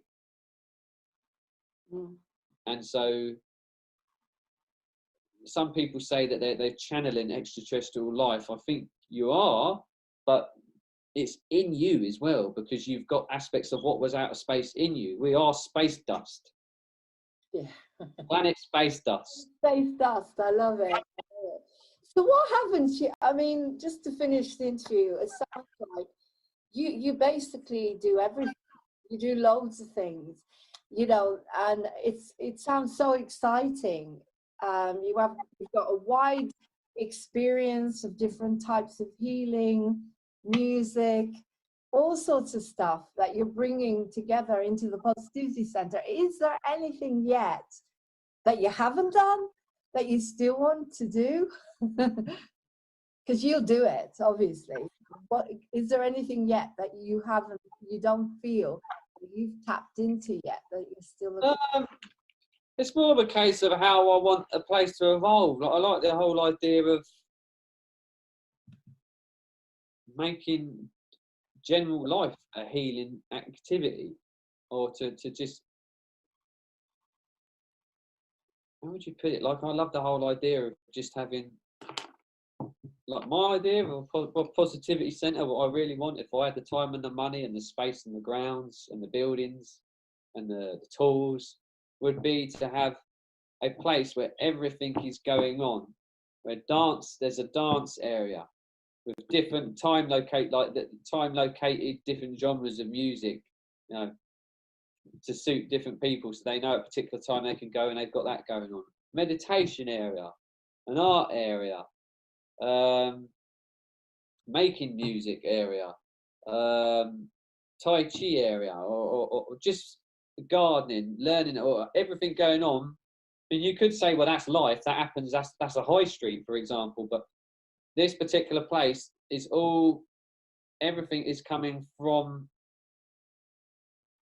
with the emphasis of really mindful, really loving, really cooperating with each other. So it's almost in everything good and bringing in one place. Sorry, do you mean like some kind of living commune where everything's available all the time? Yeah, everything's available all the time. It's like, why do I need to wait once a month to go and, I can dance at home. I can put music on and dance at home, but I want somewhere where I can go and dance with other people. That I could like, I don't want to wait until a Friday night. I don't want to wait until a Saturday. And why is it always at night? There's a great thing called Morning Gloryville, which they do morning raves in London. But even that, they're like once a month, for example. I'm not quite sure how often. It needs to be able to somewhere where you can go all the time. It'd be nice to have somewhere where you could say, I want to go and do that today. And I know there's going to be like-minded people that are there completely moving and express themselves how they want. Or I want to go to a cacao ceremony that's constantly going on. I want a place where I can go where it's constantly going on, it's constantly available. Or the art, somewhere where I can go and do art and the equipment's all there, where I can just do it whenever I want. Shouldn't have to have time zones for it. There should be somewhere where you can do it all the time. Exactly. You should have that Sorry, go on. It should have that availability and freedom. Yes. But what about, do you ever offer like, you know, because sometimes, I mean, I personally feel that it's nice to be able to offer all the services to everyone. And I'm hoping that once the awakening means that people will be able to do whatever they want with their lives, and that to a certain extent, yes, money is a good thing, but that there would be more equality in that way. So how would you feel about that? Do you offer anything on donation? I know you do offer on donations, and you do like that occasionally. But if I used to, and no one really. We used to have a healing, but no one used to come. It was almost like people, unless it was paid for, they didn't see there was any worth in it. And I see that as a thing in the future more, but I think there's a long time until we're going to get to that, because we're having to move from one system to another, and what's happening at the moment maybe is a precursor to that. With this lockdown, things are going to change drastically. People's lifestyles have changed drastically. Everything's changed drastically. The economy and money, everything's changed. But I still think it's not quite there at the moment. I don't know how it's going to get there. I think for me, my personal focus for me right now is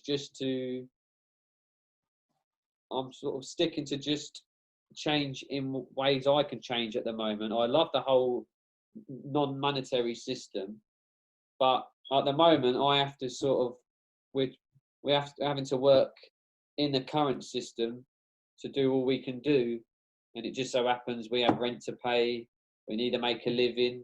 yes, and hopefully things do change. Like, for example, I have an allotment where we grow our own vegetables, and if everyone starts doing that more and it gets advocated doing that more, and if everyone was to eat, not everyone can, because you've got different diets, but most people can live off a vegetarian diet or a vegan diet. Most people, not everyone, for different reasons. I can't do pure vegan. Not pure vegan. I can't do pure vegan. No, but this is what I'm saying. But for example, you eat vegetables, or the vegetables that people eat. Some people are allergic to certain stuff, but predominantly most people can eat vegetables. And on a shopping list, that's a big portion of money. And we shouldn't really be eating processed food. So we really want homegrown, holistic stuff. So even if you do eat meat or you do eat dairy, you're going to have your vegetables with it, but you don't want to have stuff that's processed, because that's not good for you. You want grown stuff, you want real food, and a big portion of that you can grow yourself. So that already would dramatically reduce the amount of expenditure you have to spend out every week, and that would dramatically reduce the amount of plastic and waste that comes with shops and supermarkets. So you're already getting towards not needing so much money. So if everyone was to grow their food more, and if we imagine if they were like massive communal, this is my idea. This would be a great space to have a great big allotment where you've got people there that are growing the food, you've got people there that are cooking with the food from last year, feeding those who are growing the food for them for the next year. And you've got people there who are good at music, entertaining the people that are cooking and the people that are gardening. That's wonderful. You've got like, that'd be brilliant. And then you could have it where you have a little dance area, so you have a time allotted spaces where you go and do your bit, then you go and you have a little dance, eat, listen to the music, then it's like sort of a little rotation, but it's done in such a beautiful way. But to me, that's society, how society should be. There's a great film, I can't remember the name of it. It's called In the Green Grass or something like that. It's a French movie that talks about this sort of utopia like that. Mm-hmm. Imagine that. Yeah, I think we're going to have to go back more to living like that, and the big awakening that's happening. It's happening. I think with this lockdown, the amount of people that our centre's in the middle of the country, well, not in the middle of it, it's just outside of the town. So we're in the countryside or on the edges of it, and we don't hardly see people walk past. And the amount of people that we've seen riding past, walking past, and the amount of people that I've seen on Facebook sharing stuff that they've had to get creative because they've had nothing to do. Yeah. They're trying all sorts out there, learning to garden. They're learning to, like, we've started this year eating stuff off of the land more, which is naturally there, like stinging nettles and dandelions. These things are great for us. And apparently, you just pick them. Sorry, you just pick them and cook them, don't you? Yeah. Just pick them. I'm obviously careful where I pick it from. I don't pick the lower stuff where the dogs will wee. But the reason it grows so abundant is it's nature's way of saying, here, eat me. I'm good for you. Everyone thinks it's a useless weed. It's not.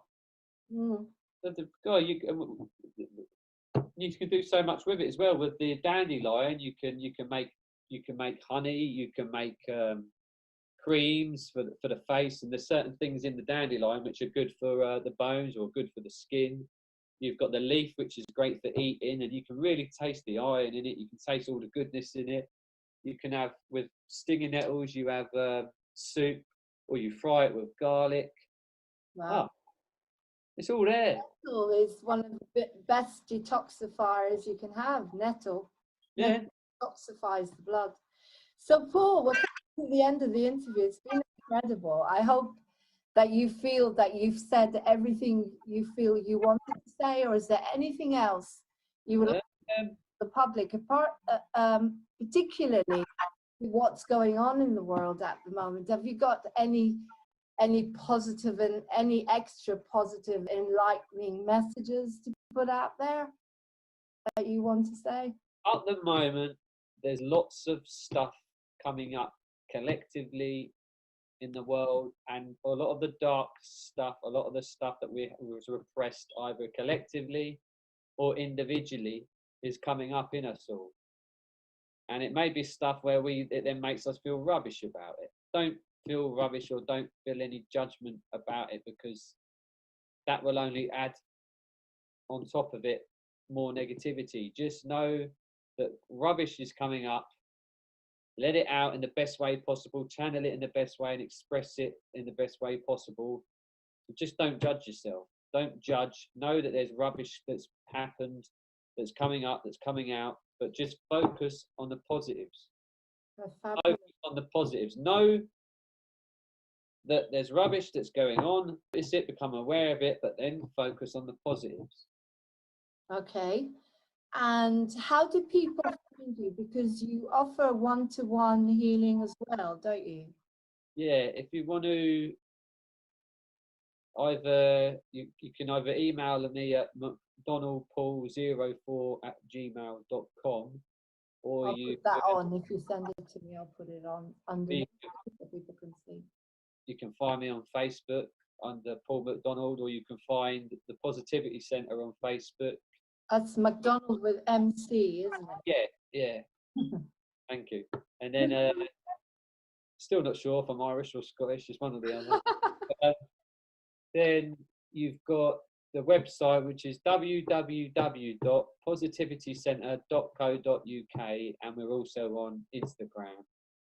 There's all the information on there. Again, if you want to email me and you want to leave your email address, we can send you what's coming up or what's going on. You have an online shop as well, don't you? No, not at the moment. Oh, I thought there was. You're going to have one. We need to sort that out. The reason being, the whole idea is we wanted the place to be, I could put stuff online, but I wanted the place to be where people have to come and meet people. Trying to get off of line because there's so much going online. So we want to bring people sort of more into, as much as we're doing this now, we're wanting to get people face to face, real life contact. Well, hopefully that'll happen soon. Yeah, I believe so. Mm-hmm. Which is what we're doing, what you're doing with. It's a bit of an oxymoron sometimes, or a paradox. Like a lot of the stuff you're doing is online, but we're having to use the online stuff to start to persuade people to become more holistic and get off of this stuff. But we're using a process. It's like you're moving on TV is making people aware of other stuff, natural stuff which is going on in life. But we're having to use what we've got and what people have got addicted to do that. I just wanted to say that from the time I met you, I've seen such huge changes in you. Oh, wonderful. You're so much more advanced in your work, so much more focused. You know where you're going. It's really interesting to watch someone because, as I say, it's about 4 years now since I met you, and I feel like your confidence has gone sky high, the self-esteem, different person, and I'm absolutely honored to have you in my life. You've changed my life from top to bottom in all sorts of ways, and very, very grateful to what you and Cecile are doing. And I hope that we can put this across today. So unless you've got anything else you want to say to the public, we'll end it. Be yourself. Best to get the information out there. Be yourself. Express yourself and be yourself. You're not here to be anyone else, just like garlic isn't here to be turmeric. Or Lauren isn't.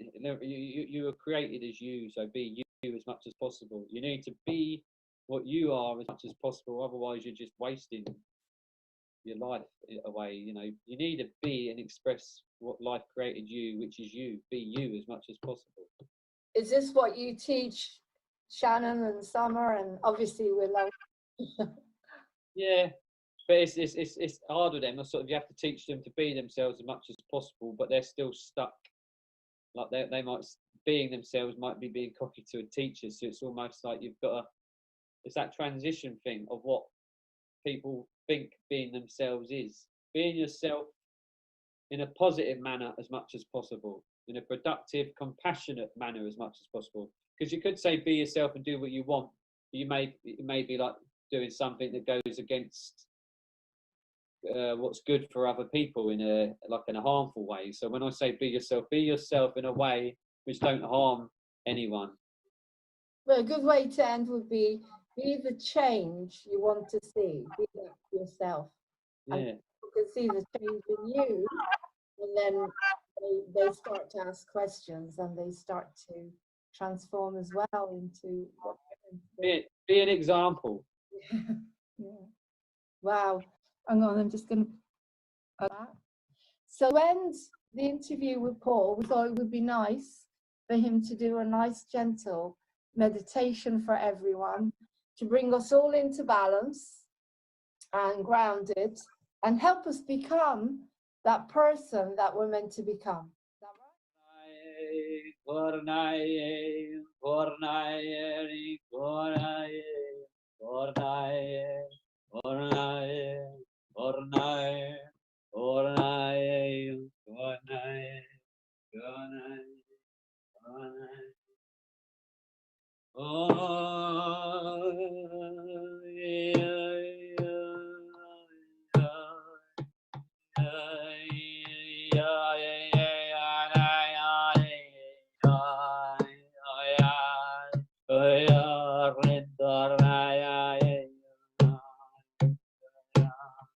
Yeah.